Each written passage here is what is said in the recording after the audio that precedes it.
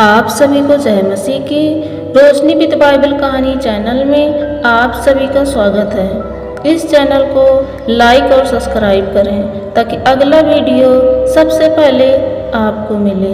यूसुफ के भाइयों की नफरत के बारे में आज हम देखते हैं। जरा इस लड़के को देखिए जिसे एक आदमी पकड़े हुए है।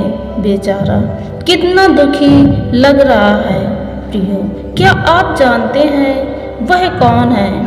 वह यूसुफ है। उसके भाइयों ने अभी अभी उसे मिस्र देश जाने वाले आदमियों के हाथों बेच दिया।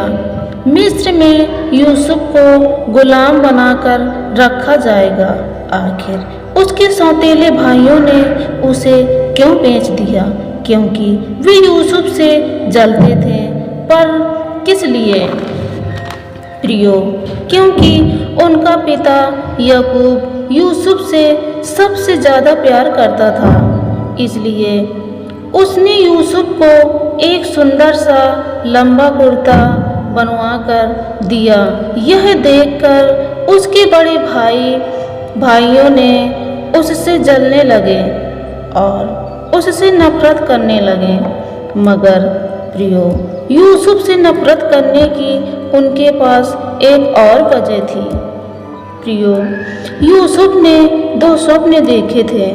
उन दोनों सपनों में यूसुफ ने देखा कि उसके भाई उसे झुककर सलाम कर रहे हैं। जब यूसुफ ने इन सपनों के बारे में अपने भाइयों को बताया तो वे उससे और भी नफरत करने लगे।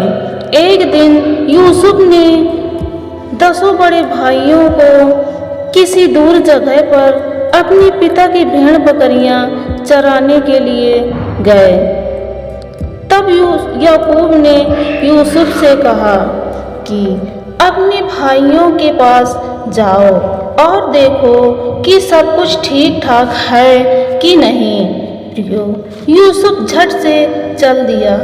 वह अपने भाइयों के पास पहुंचा भी नहीं था कि उन्होंने उसे दूर से आते देख लिया। तब उनमें से कुछ कहने लगे, चलो आज उसे खत्म ही कर देते हैं। लेकिन उनके बड़े भाई रूबेन ने कहा, नहीं नहीं, ऐसा कुछ मत करना। क्योंकि प्रियो, उसका रूबेन जो बड़ा भाई था उस यूसुफ को चाहता था, इसलिए वे मारना नहीं चाहता था।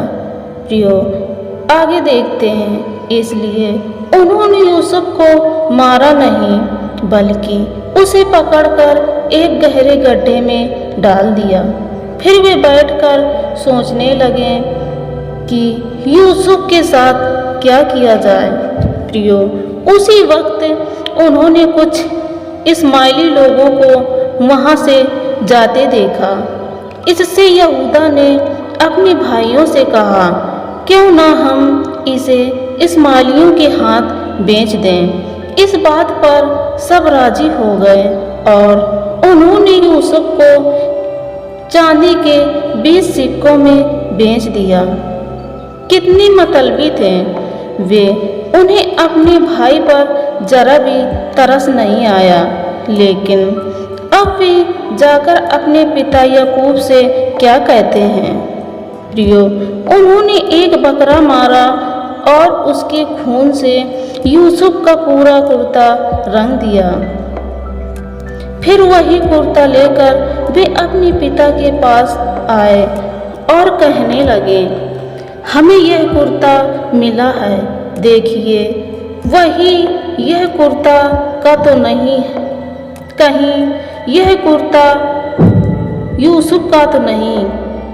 प्रियो, याकूब ने देखा ही अपने बेटे का कुर्ता पहचान लिया। वह रोते हुए कहने लगा, जरूर किसी जंगली जानवर ने यूसुफ को मार डाला होगा। प्रियो, यूसुफ की मौत से याकूब का दिल टूट गया और वह कई दिनों तक यूसुफ की याद में आंसू बहाता रहा। मगर यूसुफ मरा नहीं था, वह तो जिंदा था। प्रियो, यूसुफ के साथ परमेश्वर था और परमेश्वर उसके साथ साथ रहा और उसे बचाता रहा।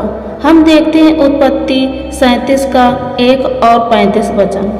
याकूब तो कनान देश में रहता था, जहां उसका पिता परदेसी होकर रहता था।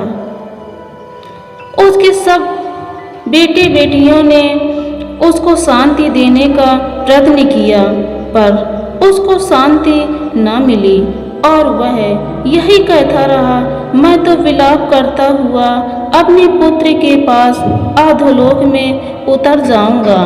इस प्रकार उसका पिता उसके लिए रोता ही रहा। प्रियो, भले ही उसका भाई यूसुफ के भाई उससे नफरत करते थे, लेकिन उसका जैसे पिता उससे प्यार करता था, वैसे संसार के लोग हम लोगों से कितना ही नफरत करें, लेकिन हमारा पिता परमेश्वर हमसे प्यार करता है। प्रियो, यूसुफ का पिता उसको बहुत प्यार करता था, क्योंकि वह उसके बुढ़ापे का और सबसे छोटा बेटा था। प्रियो, ऐसे ही परमेश्वर आप लोगों के साथ भी रहता है।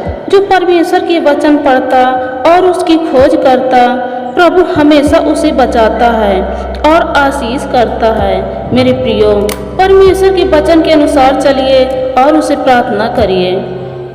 प्रभु सभी को आशीष करेगा। God bless you.